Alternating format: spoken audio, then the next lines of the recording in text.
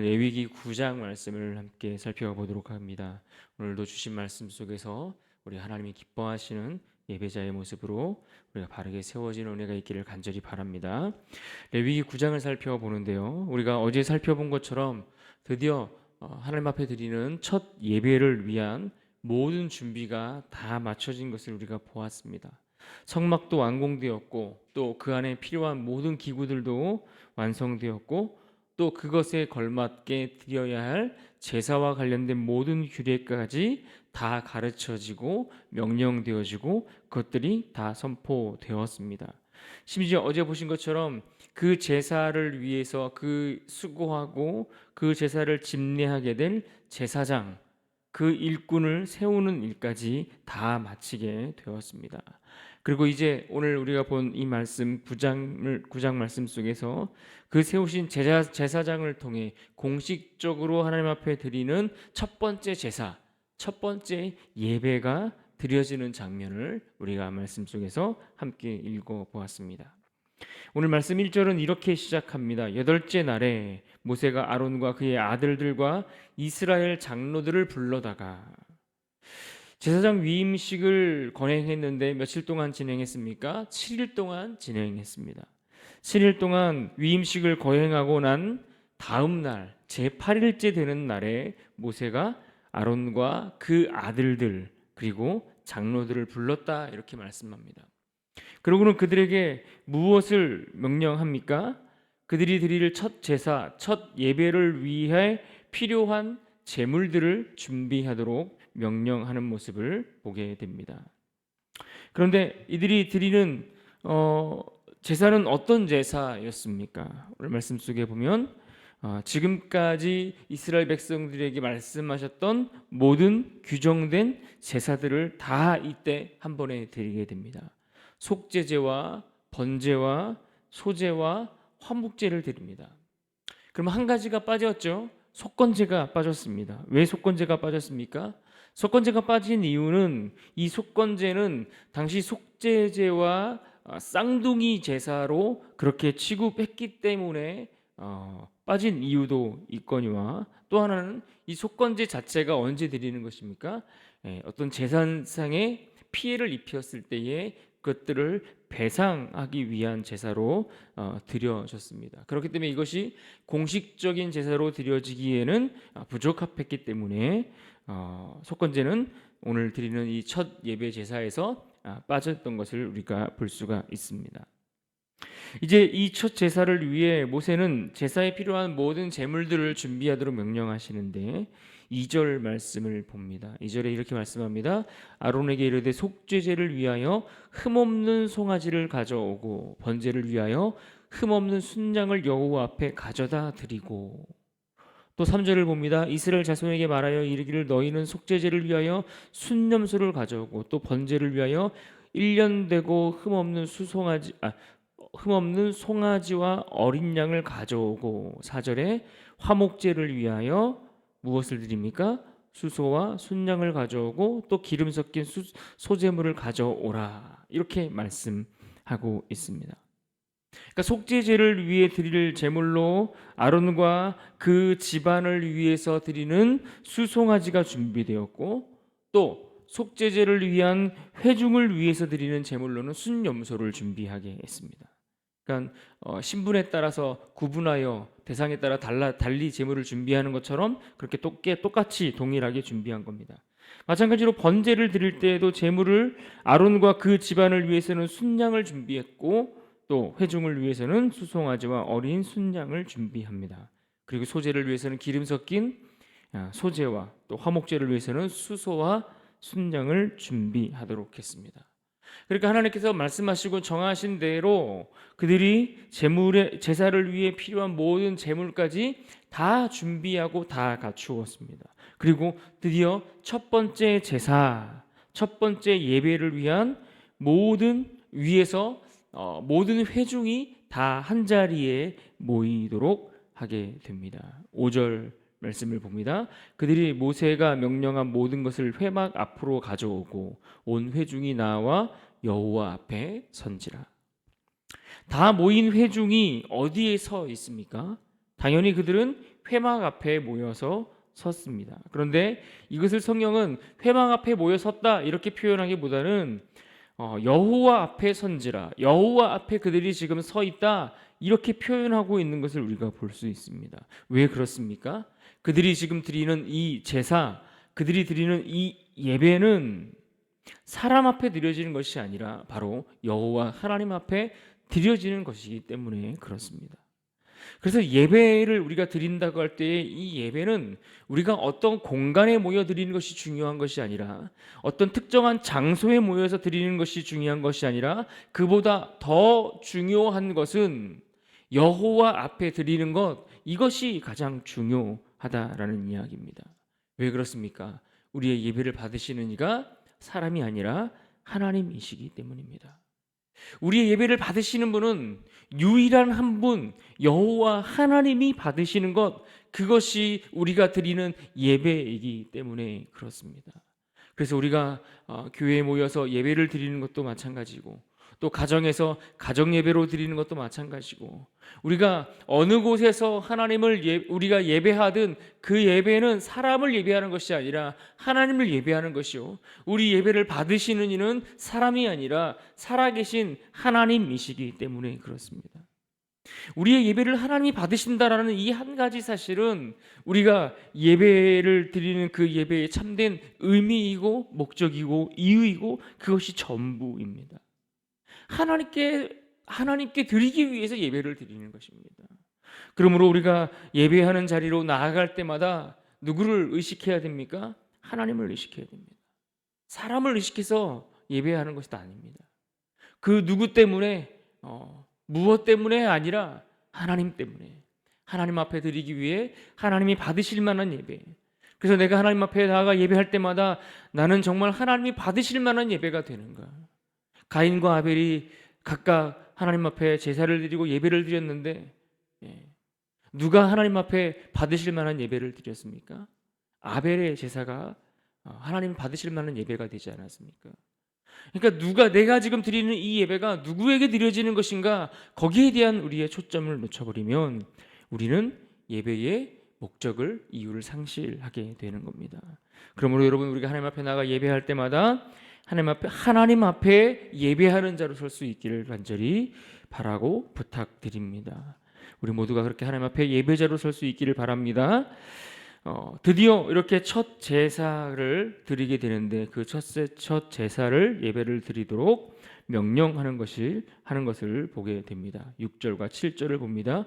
모세가 이르되 이는 여호와께서 너희에게 하라고 명령하신 것이니 여호와의 영광이 너희에게 나타나리라. 7절도 봅니다. 모세가 또 아론에게 이르되 너는 제단에 나아가 내 속죄제와 내 번제를 드려서 너를 위하여 백성을 위하여 속죄하고 또 백성의 예물을 드려서 그들을 위하여 속죄하되 여호와의 명령대로 하라. 첫 제사를 드리고 첫 예배를 시작하는 그 명령이 그들에게 주어졌는데, 이러한 모세가 명령한 것, 이것은 모세가 지금 명령한 것이 아니라 누가 모세를 통해서 명령한 것입니까? 여호와께서 모세를 통해 명령한 것이다. 이것을 말씀해 주고 있는 겁니다. 무슨 말입니까? 우리가 여호와 하나님 앞에 예배를 드린다고 했습니다. 그런데 여호와 하나님 앞에 예배를 드리는데 왜 예배를 드려야 하는가 하는 겁니다. 여러분, 우리가 왜 예배를 드려야 됩니까? 왜 매일같이 또 우리의 삶의 자리 속에서 우리가 순간순간 모든 삶이 예배가 되도록 하라, 그렇게 매일같이 우리가 하나님 앞에 예배하는 자가 되어야 된다라고 이야기를 하는데 왜 예배를 드려야 하는가 하는 겁니다. 여기에 대한 여러 가지 이유들을 우리가 찾을 수 있을 겁니다. 신학적인 이유들도 우리가 논할 수 있을 것입니다. 심지어 우리가 지금까지 다루었던 것처럼 우리가 어떤 경우에 제사를 드려야 되는지, 어떠한 경우에 예배를 드려야 되는지, 그럴 때는 또 이럴 때는 어떤 제물을 가지고 예배하고 저런 경우에는 또 어떤 제물을 가지고 예배를 드려야 되고, 그러한 여러 가지 이유들을 우리가 들었고 설명을 우리가 할 수 있지만 가장 중요한 것은 무엇입니까? 여호와 하나님이 우리에게 예배하라고 명령하셨다라는 겁니다. 하나님은 우리를 통해서 예배받기를 원하신다라는 거예요. 하나님이 왜 아브라함을 부르셨습니까? 그를 통해 큰 민족을 이루어 그 민족이 나를 섬기는 민족이 되게 하기 위해서. 왜 그들을 하나님의 백성, 하나님의 자녀로 삼아 주셨습니까? 하나님을 예배하는 공동체로 그들을 불러 주셨기 때문입니다. 그래서 하나님은 우리로 하여금 너희가 나를 예배하는 자가 되도록 하라. 왜요? 그 예배가 우리에게 복된 것이기 때문에, 그 예배를 통해서 우리에게 살 길을 마련해 주셨기 때문에 우리로 하여금 예배하라 하나님께서 명령하셨다라는 겁니다. 그러므로 우리가 예배 드려야 할 이유는 하나님께서 우리에게 명령하신 것이기 때문입니다. 이것이 너희에게 살 길이야. 너희가 나를 섬기고 나를 예배하고 내 앞에 나아가는 것, 그것이 너희가 살 수 있는 유일한 길이야 라고 하나님께서 그 길을 마련해 주시면서 예배하라고, 예배하도록 우리를 초청하고 명령하고 계시기 때문에 그렇습니다. 그래서 우리가 예배하라고 할 때에, 우리가 예배를 드릴 때에 이것은 우리가 선택할 수 있는 것이 아닙니다. 예배를 드려도 되고 드리지 않아도 되고, 이것을 우리가 결정하고 판단해서 드리는 것이 아닙니다. 내가 오늘 기분이 별로 안 좋다고 해서, 내가 오늘 남편과 아내와 다투고 싸우는 일들이 있었다고 해서, 혹은 개인적인 어려움과 속상한 일들이 있다고 해서 예배를 드릴 수 없어 라고 판단하고 결정할 문제가 아니라는 겁니다. 내 상황이 어떻든 간에, 내 형편이 어떻든 간에, 지금 내가 갖고 있는 문제가 무엇이든 간에 하나님은 우리로 하여금 하나님을 예배하라 명령하고 계시다는 거예요. 하나님이 우리에게 명령하셨기에 우리는 그 명령을 쫓아 예배하는 자리로 나아가는 것입니다. 그래서 여러분, 우리가 예배를 드릴 때 가장 중요한 것이 무엇입니까? 하나님이 예배하라고 명령하시기 때문에 그 예배하라고 명령하신 하나님의 명령을 따라 예배하는 것이 중요한 겁니다. 하나님이 예배하라고 명령하셨기 때문에 예배하라고 명령하신 그 명령에 따라 말씀하신 대로 그 예배를 드리는 것, 이것이 너무나 중요한 문제입니다. 하나님께서 명령하여 드리라고 하신 말씀대로, 하나님께서 정하신 그 규례대로 드리는 것, 그것이 중요합니다. 생각해 보십시오. 지금 본문 속에서 이 장면이 얼마나 그들에게 감격스러운 장면인지 모릅니다. 그들이 제단 앞에 처음 공식적으로 그 첫 제사를 드릴 때 그 모습이 얼마나 감격스럽겠습니까? 물론 지금 그 제단에서 드려지는 제사가 첫 번째 제사는 아닙니다. 왜냐하면 어제 보았던 것처럼 제사장들을 세우고 일꾼들을 세울 때에 그 세우시는 일꾼과 제사장을 위해서 그들의 죄를 먼저 속하기 위해서 그들이 먼저 깨끗해져야 하기 때문에 제사장을 위한 제사가 먼저 드려졌습니다. 그러나 공식적으로 드리는 첫 제사의 시작은 바로 지금 이 순간입니다. 그러니까 하나님이 그토록 바라시고 기대하시고 지금까지 하나님이 어떤 분인지를 그들에게 알려주시면서 너희는 나를 섬기고 나를 예배하는 자가 되라 라고 명령하셨던 그 명령대로 첫 번째 예배를 드리는 그 첫 순간입니다. 얼마나 감격스러운 순간입니까? 이제는 그들이 하나님을 만나기 위해서 모세가 시내산에 올라가는 일들이 더 이상 필요치 않습니다. 그들은 이제 시내산에 올라가는 것이 아니라 하나님이 친히 그들 가운데 임재하셔서, 하나님이 그들에게 명령하여 짓도록 하신 그 성막 안에 하나님이 임재하셔서 그 제사 가운데, 그 예배 가운데 찾아오셔서 그 백성들을 만나 주시는 겁니다. 그래서 모세가 지금 아론에게 전달한 것처럼 아론은 그 명령대로 다 지켜서 그 규례를 따라서 제사를 드렸다라고 말씀하고 있는 겁니다.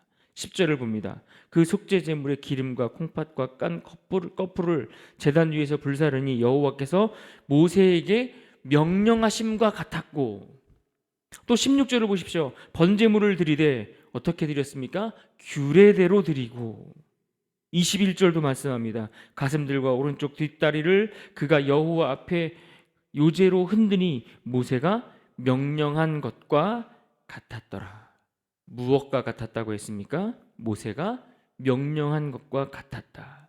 다시 말해서 모세가 여호와의 말씀을 듣고 여호와의 명령을 그대로 전달한 것과 같이 그대로 그 명령대로 그 말씀을 따라 드렸다라는 이야기입니다.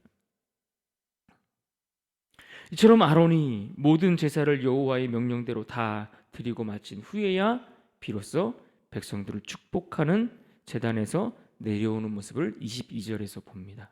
아론이 백성을 향하여 손을 들어 축복함으로 속죄제와 번제와 화목제를 마치고 내려오니라. 여호와의 명령대로 행하여 그 지킨 그 규정대로 잘 따라서 예배를 드릴 때에 여호와의 축복이 또한 그들 가운데 임하게 되는 겁니다. 그래서 23절과 24절에도 이렇게 말씀합니다. 모세와 아론이 회막에 들어갔다가 나와서 백성에게 축복하며 여호와의 영광이 온 백성에게 나타나며 불이 여호와 앞에서 나와 재단 위에 번제물과 기름을 사른지라 온 백성이 이를 보고 소리 지르며 엎드렸더라. 여러분, 이 장면은 지금 임명받은 대제사장 아론이 최초로 회막에 들어가는 순간을 그리고 있는 장면입니다. 지금까지는 누구만 회막에 출입했습니까? 모세 홀로 회막에 출입했습니다. 그런데 그 제사장을 통해서 이제는 하나님이 예배를 받으시고 제사장을 통해서 제사를 드리게 함으로써 하나님이 그 제사를 통해 제사장을 통해서 일하시는 새로운 시대가 그들 가운데 시작되고 출발하게 된 장면입니다. 우리는 여기서 이 모세의 아름다운 리더십을 한 번쯤 생각해보고 엿보고 지나가야 합니다. 지금까지 모세는 어떻게 세워졌습니까? 모세는 어떻게 지도자로 세워졌습니까? 아주 긴박한 상황에 특별한 방법으로 하나님께서 세우신 지도자였습니다. 그래서 모든 시선과 주목되는 것들이 다 누구에게 맞춰져 있습니까? 모세에게 그 초점이 맞춰져 있었습니다.